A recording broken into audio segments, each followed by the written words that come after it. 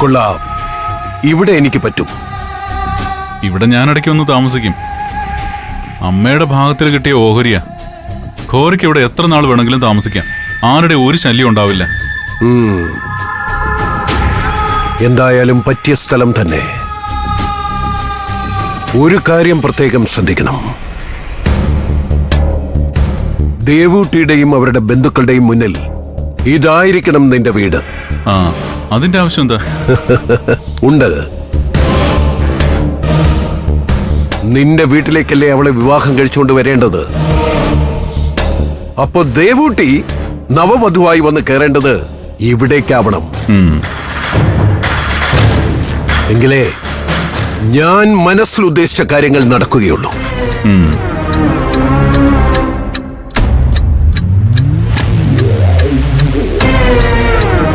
വിക്രമ, രണ്ടാളും ഇവിടെ ഉണ്ടാവണം. ഉണ്ടാവും. ഇനി ഘോരയുടെ പുതിയ തട്ടകം ഇതാണ്. കൊള്ളാം. ഗജരാജമൂർത്തി എന്ന പേരിൽ ഉഗ്രസേന അഘോര ഇവിടെ ഇരുന്ന് ഹോമം പൂർത്തിയാക്കും. എന്റെ ഉഗ്രമൂർത്തികൾക്ക് ഞാൻ ഉദ്ദേശിക്കുന്ന സമയത്ത് ബലി നടത്തി അവരെ സംതൃപ്തരാക്കണം. ഘോരയെ ആട്ടിപ്പായിച്ച ദൈവീക ശക്തികൾക്ക് അതേ നാണയത്തിൽ ഞാൻ മറുപടി കൊടുക്കും. ഇനി അതി ഉഗ്രസേന അഘോരയുടെ ജന്മവൃതമാണ്.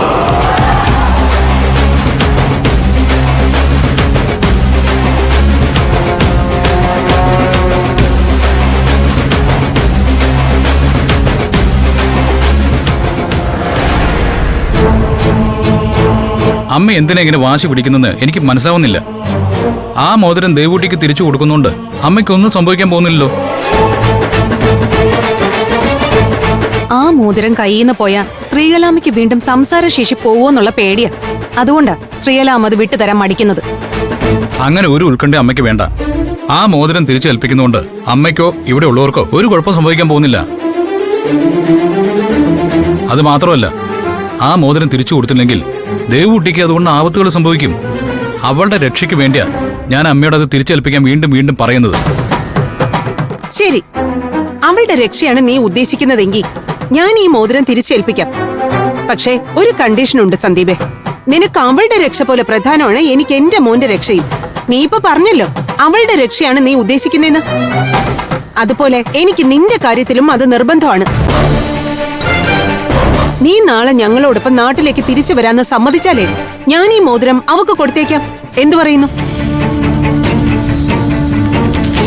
പിന്നെ ഒരു കാര്യം കൂടി, ഒരിക്കലും അവളെ കാണാനോ സ്നേഹബന്ധം പുലർത്താനോ നീ ഇങ്ങോട്ട് വരാനും പാടില്ല. ഈ രണ്ട് കാര്യങ്ങൾക്ക് സമ്മതമാണെങ്കിൽ മോതിരം ഞാൻ ദേവൂട്ടിക്ക് തിരിച്ചു നൽകാം. എന്താ?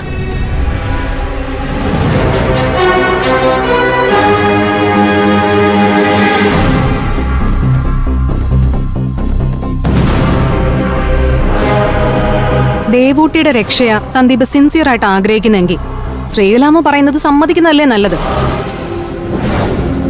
ശരി, അമ്മ പറഞ്ഞതൊക്കെ എനിക്ക് സമ്മതമാണ്. അങ്ങനെ നീ മാത്രം സമ്മതിച്ചാ പോരാ. എല്ലാ കാര്യങ്ങളിലും നീ അഭിപ്രായം ചോദിക്കുന്ന വിദ്യാമ്മയുണ്ടല്ലോ, അവരുടെ മുന്നിൽ വെച്ച് നീ എനിക്ക് വാക്ക് തരണം. ഇത് വലിയ കഷ്ടമാണ് അമ്മേ. ഞാൻ പറഞ്ഞു കഴിഞ്ഞാൽ അമ്മയ്ക്ക് വിശ്വാസമില്ലേ? വെറുതെ എന്തിനാ ആ വിദ്യാമ്മയെ കൂടെ ഇതിലേക്ക് വലിച്ചഴിക്കുന്നത്? വെറുതെ അല്ല, അവരാണല്ലോ നിന്റെ ഇപ്പോഴത്തെ തലതൊട്ടമ്മ.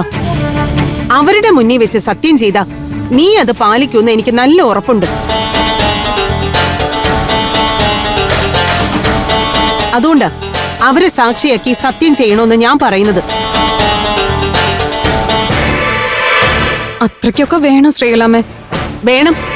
എന്റെ മകന്റെ രക്ഷയ്ക്ക് വേണ്ടി എനിക്ക് അങ്ങനെ ഒരു ഉറപ്പ് കിട്ടിയേ പറ്റൂ.